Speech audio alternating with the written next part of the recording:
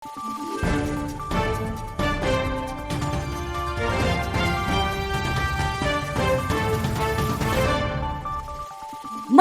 araw, Pilipinas! Ito ang Valiente News hatid sa inyo ng Office of the Vice President. Inklusibo at bukas sa lahat ng sektor ang Magnegosyo Today program sa Bacolod City. Kabilang sa mga naalalayan nito ang United PWD Association for Rehabilitation and Development Incorporated o UPWARD. Kumustahin natin ang lagay ng kanilang negosyo sa ulat ni Maribeth Adlawan.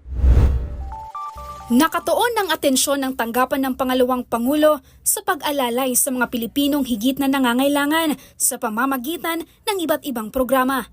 Kabilang narito ang Magnegosyo Today program.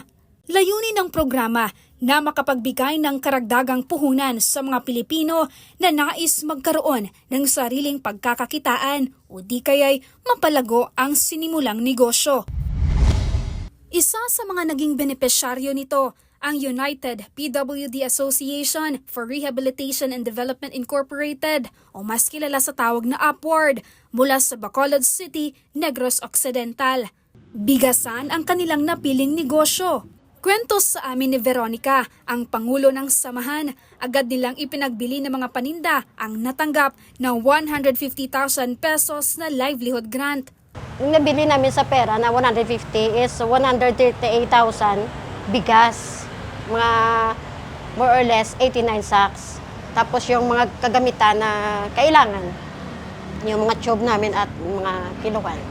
Ikinatuwa naman ng organisasyon ang paglungsad ng tanggapan sa mga programang inklusibo o para sa lahat at walang pinipiling matulungan. Masasabi ko na inklusibo kasi nakita ko sa lahat ng sektor nagtutulong si Vice President. Nakita ko talaga yung farmers, yung mga fisher folks, mga Muslim, di ba nakatanggap? Kahit PWD, yung mga vendors talaga, nakatanggap lahat. So walang pinipili, di ba? Kaya nga nasayahan kami na nakita na maraming tumanggap ng tulong kahit wala ng mga boreal assistance, at least livelihood.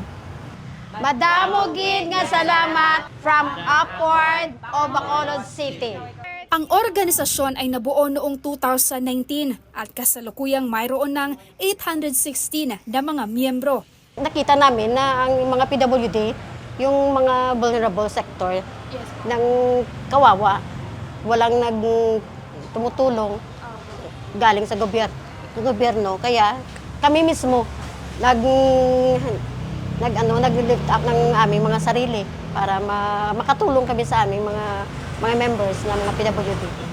Mula dito sa Bacolod City, ako si Maribeth Adlawan, lahat para sa Diyos, bayan at pamilyang Pilipino. Valiente News.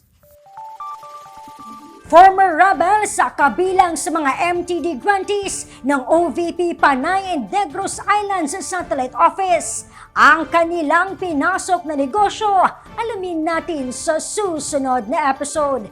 Ako si Claudette Loreto para sa makabuluhan, naninindigan at matapang na mga ulat at impormasyon. Maraming salamat!